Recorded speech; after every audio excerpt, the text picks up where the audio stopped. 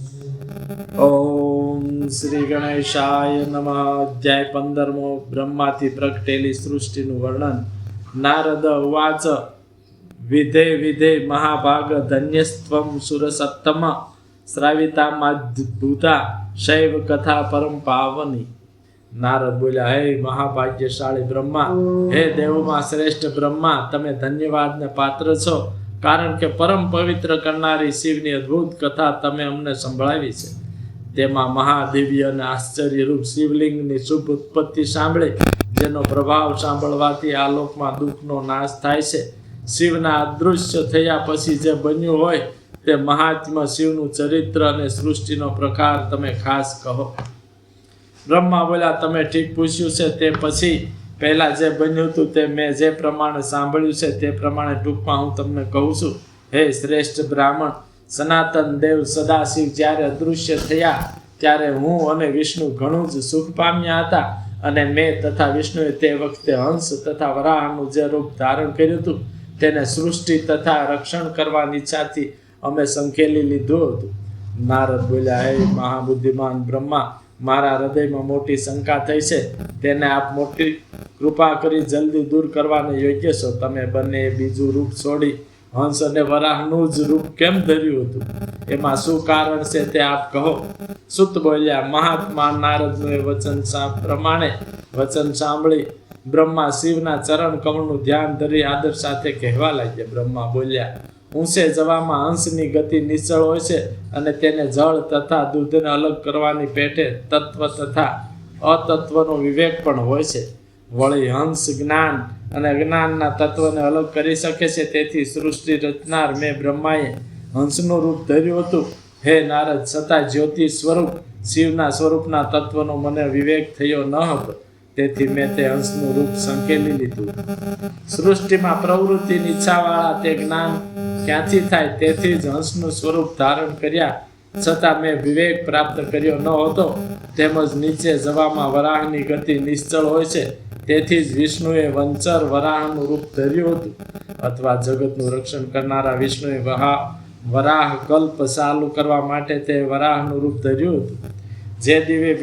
જે દિવસે વિષ્ણુએ તે રૂપ ધારણ કર્યું હતું તે દિવસથી માંડી આ વરાહ કલ્પ ચાલુ થયો છે, અથવા જ્યારે તેમને એ રૂપ ધારણ કરવાની ઈચ્છા થઈ તે દિવસથી આ વરાહ કલ્પ ચાલુ થયો.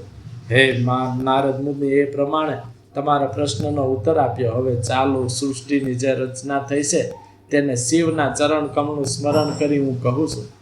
મહાદેવ અદૃશ્ય થયા ત્યારે તેમના વચનનું પાલન કરવા મેં ધ્યાન તત્પર થઈ વિચાર કર્યો. તે વેળા મહાદેવને નમસ્કાર કરી વિષ્ણુ પાસેથી જ્ઞાન મેળવીને હું પરમ આનંદ પામ્યો, અને પછી સૃષ્ટિ રચવા માટે મેં મન કર્યું. હે તાત, વિષ્ણુ પણ તે વખતે સદાશિવને પ્રણામ કરી મને ઉપદેશ આપીને અદૃશ્ય થયા. તેમજ એ વિષ્ણુ શિવની કૃપા મેળવી બ્રહ્માંડની બહાર નીકળી વૈકુંઠ નગરમાં જઈને ત્યાં રહેવા લાગ્યા. તે વેળા મેં સૃષ્ટિ રચવાની ઈચ્છાથી શિવનું અને વિષ્ણુનું ધ્યાન ધરી પહેલાં જે જળ સર્જ્યું હતું તેમાંથી એક કોબો ઉછાળ્યો. તેથી તેમાં 24 તત્વના નામવાળું ઈંડું ઉત્પન્ન થયું. અને હે બ્રાહ્મણ, તે જળનું જ સ્વરૂપ હું ન દેખું તેટલામાં જ વિરાટ સ્વરૂપે બની ગયું. તેથી હું સંશય પામ્યો, અને તેને દૂર કરવા વિષ્ણુના ધ્યાનમાં તત્પર થઈ મેં 12 વર્ષ સુધી ઘોર તપ કર્યું. તે સમયે હે નારદ, હરિ પોતે પ્રકટ થયા અને ઘણા પ્રેમથી મારા શરીરનો સ્પર્શ કરી હર્ષથી કહેવા લાગ્યા. વિષ્ણુ બોલ્યા, હે બ્રહ્મા, તમે વરદાન માગો, હું પ્રસન્ન થયો છું. તમને ન અપાય એવું કંઈ જ નથી. મહાદેવની કૃપાથી હું બધું આપવા સમર્થ છું. બ્રહ્મા બોલ્યા, હે મહાભાગ્યશાળી, આ યોગ્ય છે. હે વિષ્ણુ, શંકરે મને તમને જ સોંપ્યો છે. મારા તમને નમસ્કાર હો. તેમણે જે કહ્યું છે તે જ આજે હું તમારી પાસે માગી રહ્યો છું. તે તમે મને આપો. આ વિરાટનું સ્વરૂપ 24 તત્વની સંજ્ઞાવાળું હોય, ચૈતન્ય રૂપ થતું નથી, અને આરંભમાં જ જડ રૂપ થયેલું દેખાય છે. હે હરિ, શિવની કૃપાથી તમે આજે પ્રગટ થયા છો, અને શંકરના પ્રભાવથી ઈંડું પ્રાપ્ત થયું છે, તેને તમે ચૈતન્ય આપો. મેં એમ કહ્યું ત્યારે શિવની આજ્ઞામાં તત્પર તે મહાવિષ્ણુએ અનંત સ્વરૂપ ધાર કરી તે ઈંડામાં પ્રવેશ કર્યો. હજારો મસ્તકવાળા, હજારો હાથવાળા અને હજારો પગવાળા થઈ તે પુરુષ વિષ્ણુ સર્વ બાજુથી ભૂમિને દબાવી દઈ તે ઈંડામાં વ્યાપી ગયા. મેં સારી રીતે સ્તુતિ કરેલા વિષ્ણુએ તે ઈંડામાં પ્રવેશ કર્યો ત્યારે 24 તત્વના નામવાળું ઈંડું સચેતન થયું. પાતાળથી માંડી સાતેય લોકના અધિપતિ પ્રભુ વિષ્ણુ પોતે તેમાં વિરાટ પુરુષના સ્વરૂપે પ્રકાશવા લાગ્યા. 5 મુખવાળા શંકરે તેમાં પોતાને જ રહેવા માટે સર્વની ઉપર શોભતું સુંદર કૈલાસનગર રચ્યું હતું. હે દેવર્ષિ, બ્રહ્માંડનો નાશ થાય છે છતાં તે કૈલાસનગર અને વૈકુંઠ બંનેનો કદી નાશ થતો જ નથી. હે મુનિવર, હું સત્ય પદનો આશ્રય કરીને રહ્યો છું અને હે તાત, મહાદેવની આજ્ઞાથી સૃષ્ટિ રચવાની ઈચ્છાવાળો થયો છું. જ્યારે મેં સૃષ્ટિની રચવાની ઈચ્છા કરી ત્યારે પ્રથમ પ્રાકૃત સૃષ્ટિ પ્રગટ થઈ, જે બુદ્ધિપૂર્વક 5 અવિદ્યારૂપ અંધકાર જેવી હતી. તેથી હું પ્રસન્ન ચિત્તવાળો થયો અને પછી સ્થાવર નામની સૃષ્ટિ રચી અને શિવની આજ્ઞાથી નિસંગ થઈ મુખ્ય સૃષ્ટિ રચવાનો મેં વિચાર કર્યો. મારું પોતાનું કાર્ય સાથે એવી સૃષ્ટિને સર્જવા ઈચ્છતા મારો તે વિચાર જાણી એવી સૃષ્ટિ ઉત્પન્ન થઈ કે જે દુઃખયુક્ત અને આડી અવળી ગતિવાળી હોય ને કાર્ય સાધક ન બની. એમ તે સૃષ્ટિને પણ કાર્ય સાધનારી ન જાણી મેં ફરી વિચાર કરવા માંડ્યો. ત્યારે તરત જ એવા પ્રકારની સાત્વિક સૃષ્ટિ ઉત્પન્ન થઈ કે જેની ગતિ ઊંચી હતી. તે દેવોની સૃષ્ટિ રૂપે જાહેર થઈ, જે સત્ય સ્વરૂપ અને અત્યંત સુખકારક હતી. પણ તેને કાર્ય સાધનારી ન જાણી મેં પોતાના પ્રભુ શંકરનું ચિંતન કર્યું. એટલે શંકરની આજ્ઞાથી રજોગુણી સૃષ્ટિ પ્રગટ થઈ, જેની ગતિ નીચી હતી. તે મનુષ્ય સૃષ્ટિ જાહેર થઈ અને તે અત્યંત કાર્ય સાધનારી થઈ. તે પછી મહાદેવની આજ્ઞાથી ભૂતાદિની સૃષ્ટિ ઉત્પન્ન થઈ.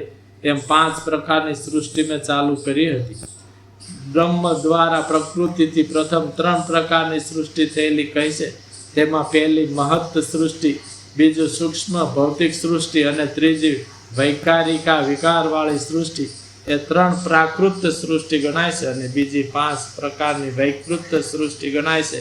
એમ 8 પ્રકારની પ્રાકૃત અને વૈકૃત સૃષ્ટિ થઈ છે.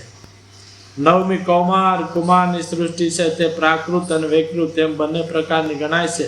આ સૃષ્ટિના પેટા ભેદો એટલા બધા છે કે તેને મારાથી કહી શકાય તેમ નથી, પણ તેનો થોડો ઉપયોગ હોવાથી તે બ્રાહ્મણમય સૃષ્ટિને હું કહું છું. સનકાદિની સૃષ્ટિ તે કૌમાર સૃષ્ટિ છે. તેમાં મોટી સૃષ્ટિ થઈ છે.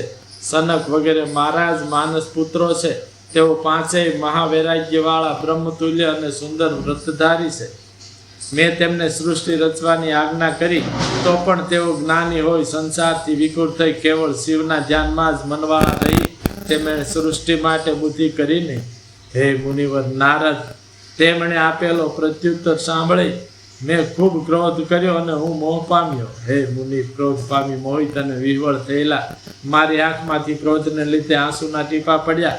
તે સમયે ત્યાં મેં મનથી વિષ્ણુનું સ્મરણ કર્યું એટલે તરત આવેલા તેમણે મને બોધ આપ્યો કે તમે મહાદેવનું તપ કરો. હે મુનિ શ્રેષ્ઠ, એમ તેમણે મને શિખામણ આપી. ત્યારે મેં મહાઘોર મોટું તપ કરવા માંડ્યું.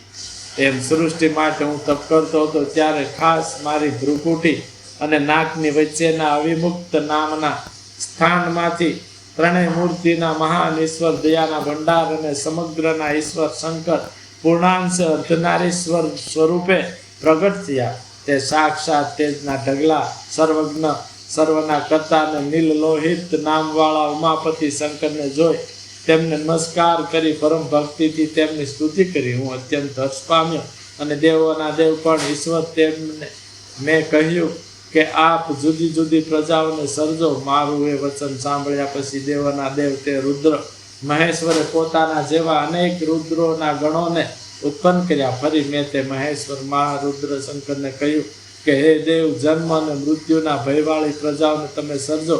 હે મુનીશ્વરે મારું વચન સાંભળી દયાના ભંડાર મહાદેવ તરત ખૂબ હસીને મને કહેવા લાગ્યા. મહાદેવ બોલ્યા, હે બ્રહ્મા, હું જન્મ મૃત્યુના ભયવાળી પ્રજાઓ સર્જીશ નહીં.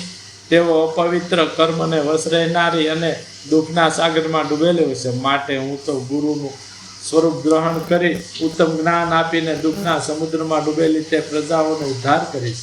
હે પ્રજાપતિ, તમે જ મારી આજ્ઞાથી તેવી દુઃખી સર્વ પ્રજાને ઉત્પન્ન કરો. મારી આજ્ઞાને લીધે તમે માયાથી બંધાશો નહીં. બ્રહ્મા બોલ્યા, એમ મને કહી તે અત્યંત શોભતા ભગવાન નિર્લોહિત શંકર મારા દેખતા જ પોતાના ગણો સાથે જલ્દી અદૃશ્ય થઈ ગયા. ઇત્યુક્ત્વા મામ સ ભગવાન શ્રીમાન નિર્લોહિત પ્રગણ સગણ પશ્યતો મેહિ દ્રુતમ અંતર્દધે હરઃ ઇતિ શ્રી મહાપુરાણમાં બીજી રુદ્ર સંહિતામાં પ્રથમ ખંડમાં સૃષ્ટિ ઉપક્રમમાં રુદ્રના અવતાર અને પ્રગટ થવાનું વર્ણન નામનો 15મો અધ્યાય સમાપ્ત. બોલ મહાદેવની જય.